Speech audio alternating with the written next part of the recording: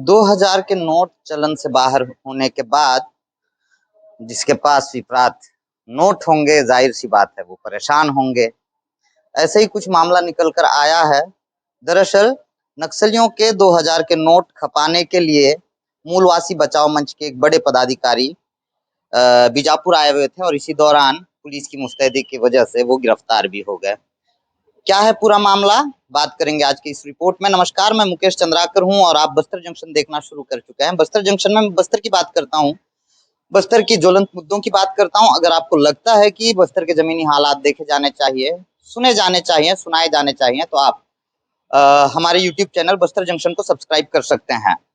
बहरहाल माओवादियों के एक बड़े रकम को खपाने के लिए, बैंक में डिपॉजिट करने के लिए मूलवासी बचाओ मंच के एक कार्यकर्ता बीजापुर आए हुए थे और इसी दौरान पुलिस ने उन्हें गिरफ्तार कर लिया। पुलिस का यह दावा है कि प्लाटून नंबर 10 के कमांडर मल्लेश ने मूलवासी बचाओ मंच के पदाधिकारी गजेंद्र माडवी को 8 लाख रुपए दिए थे, जिन्हें वो 11 अलग अलग खातों में डिपॉजिट करने के लिए बीजापुर आए हुए थे और इसी दौरान डीआरजी की टीम एमसीपी पे निकली हुई थी। एमसीपी का मतलब सर, एमसीपी का मतलब क्या होता है? Mobile check post.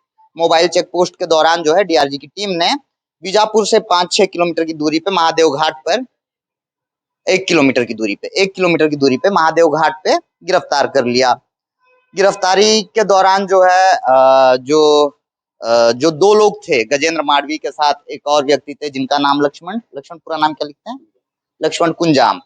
ये बाइक में सवार थे और इनके बैग से जो है कैश भी बरामद हुआ, अलग अलग पासबुक भी बरामद हुए। गजेंद्र माडवी हमारे साथ हैं, जिन पे ये आरोप है कि ये नक्सलियों का पैसा डिपॉजिट करने के लिए बीजापुर आए हुए थे और इसी दौरान पुलिस की टीम ने इन्हें गिरफ्तार कर लिया। आरोपी पहली बार कैमरे के सामने हैं, तो हम आरोपी से ही बात करते हैं कि कैसे ये नक्सल संगठन के संपर्क में आए, कैसे वो माओवादियों का पैसा खपाने के लिए मजबूर हुए या फिर ये स्वेच्छा से उन पैसों को डिपॉजिट करने के लिए बीजापुर आए हुए थे। गजेंद्र जी, आप मल्लेश के संपर्क में कैसे आए थे? मैं 23 तारीख के घर गया था। उसी दिन आके मेरे को बुला के पूछे कि तुम 8 लाख रुपए ले जाके एक्सचेंज करके ला देना।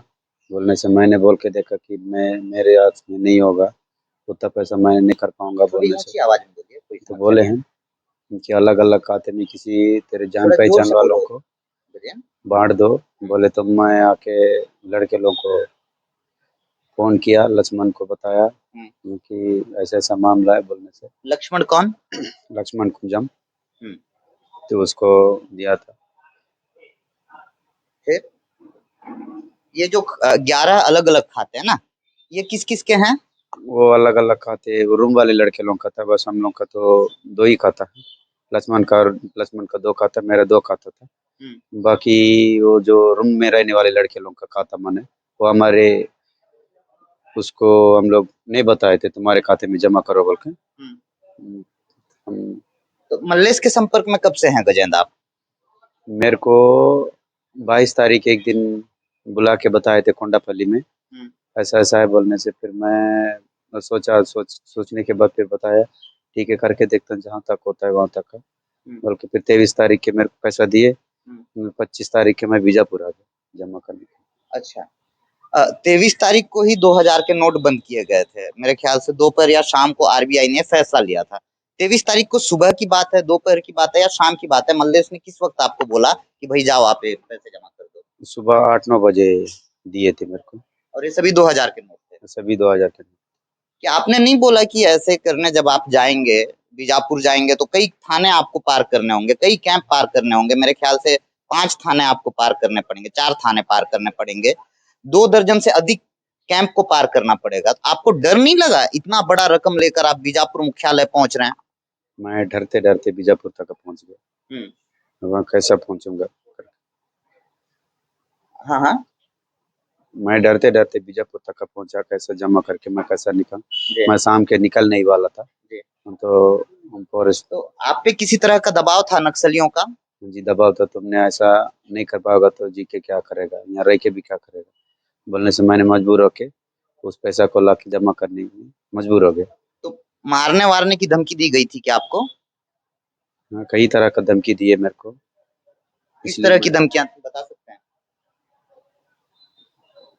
अच्छा ये बताइए, मूलवासी बचाओ मंच में किस पद पे पदस्थ थे आप? मूलवासी बचाव मंच का सदस्य था, अच्छा।